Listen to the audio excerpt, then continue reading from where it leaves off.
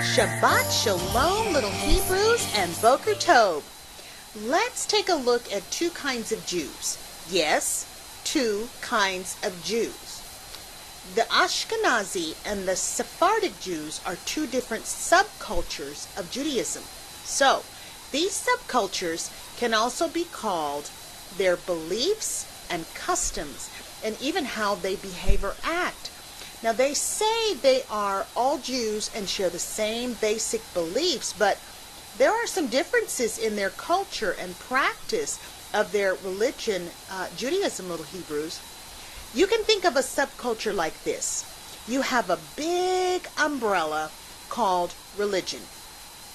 Underneath, you have Catholic, Baptist, Protestant, Jehovah's Witnesses, Seventh-day Adventist, and non-denominational, just to name a few. Now, they are all a religion, but they are all different in what they believe. You can also think of a subculture like this, dogs, okay? There are basset hounds, collies, German shepherds, pit bulls, Afghans, Doberman pinschers. They are all dogs, but they are all a different breed.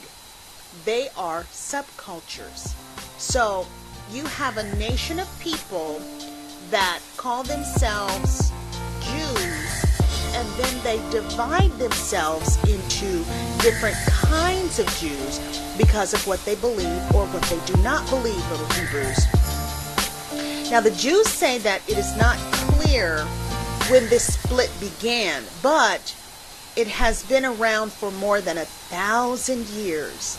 Around the year 1000 CE, a man named Rabbi Gershom ben Yehuda issued an edict or a law. So an edict is a law, little Hebrews. And the law was against polygamy. Now, polygamy is the custom of having more than one wife, okay? A man having married more than one woman. Well, one group of Jews, the Ashkenazim, said, okay, we accept this law and we're going to obey this law. And the other group of Jews, called the Sephardim, said, we do not accept this law and we will not obey this law. And so the split began. Now let's see who are the Ashkenazi Jews.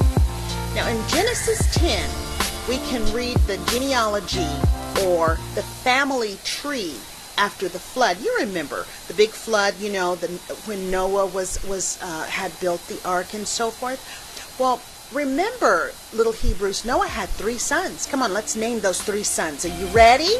The 3 sons of Noah were Shem, Ham, and Japheth. Now, in verses 2 and 3 of chapter 10 of Genesis, it shows us the family tree that came from Japheth.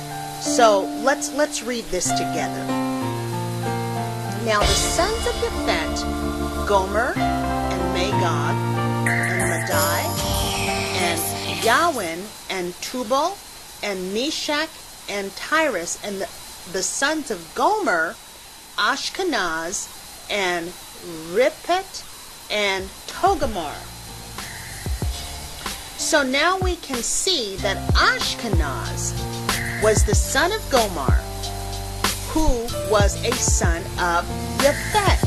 It's very plain and clear, little Hebrews, in the scriptures that Ashkenaz was not and never was a son of Shem.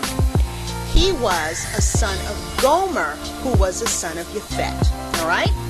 Now, we also know from scripture that the sons of Japheth were coastline people.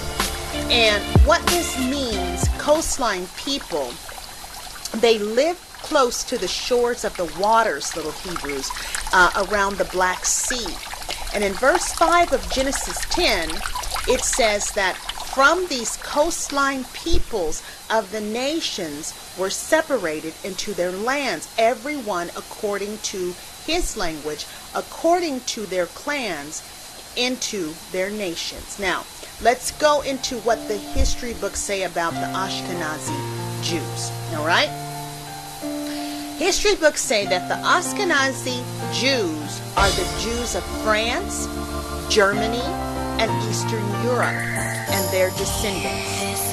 Words like Ashkenazic, Ashkenazi, and Ashkenazim come from the Hebrew word Ashkenaz, which is used to mean Germany. You see, the Hebrew word for Germany is Ashkenaz.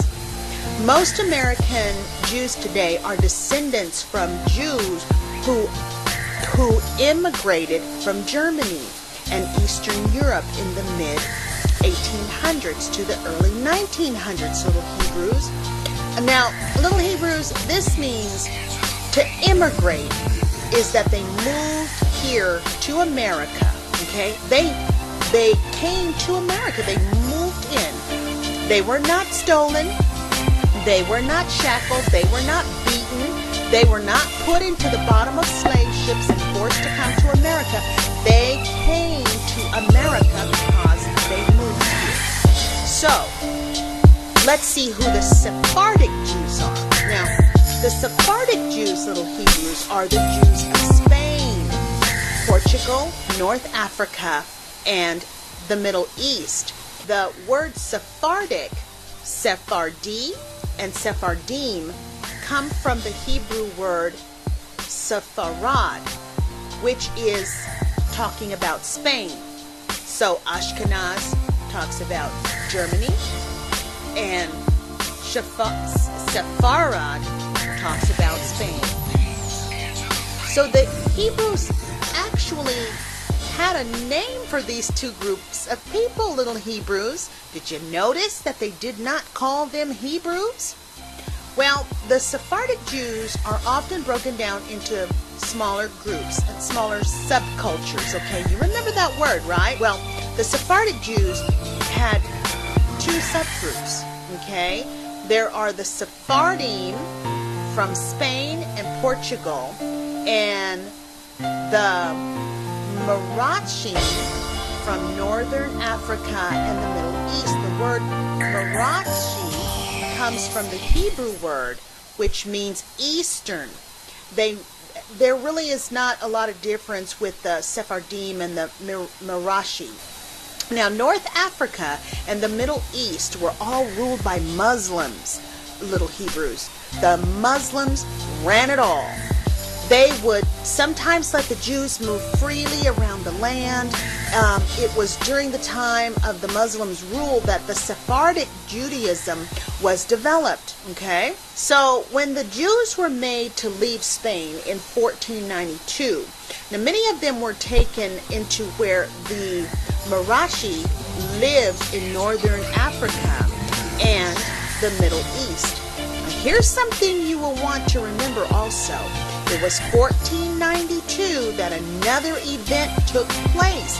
Do you know what that is, little Hebrews? Yep. It was Columbus sailed the ocean blue. 1492, Columbus sailed the ocean blue. We'll have to get into a deeper look at Christopher Columbus at a later time. There are suggestions out there, little Hebrews, that old Chris Columbus was secretly a Jew and was part of those made to leave Spain by the order of King Ferdinand and Queen Isabella.